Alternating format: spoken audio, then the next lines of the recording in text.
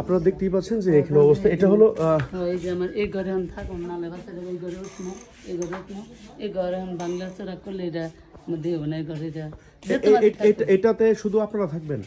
হ্যাঁ, আমরা এই যে ধান, এই যে ধান, এখানে শুধু ধান আর ধান? হ্যাঁ, ধান সবকিছু এনেছি ধান। এত কিছুর আয়োজন থাকতেও লামিসার বাবা আসলে লামিসাকে দিতে চাচ্ছেন, এটা খুবই দুঃখজনক। কারণ তো এই বাড়িতে তো লামিসা না খেয়ে থাকবে না, আমরা যতটুকু মনে করতেছি। কারণ আপনার মতো শাশুড়ি থাকলে এবং সোহাগের মা এত সুন্দর সাপোর্ট দিতেছে। তারপরে এই যে গ্যাসের চুলা, আবার তো ঘরে আমি রাইস কুকার, মানে গ্যাসের চুলা রাইস কুকার প্রস্তুত করে ফেলছেন? ওইটাও আমার, আমি আগে থেকে আমি এটা পাক করে খাই। এটা কি আজকে কি এই যে গ্যাসের চুলা এবং চুলা এটা আমি আজকে 10 বছর ধরে আমি পাক করে খাইতেছি।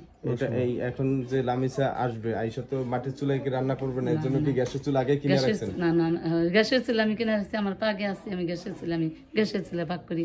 ওই যে রাইস কুকার আছে, ফ্রিজ আছে, আল্লাহর রহমতে।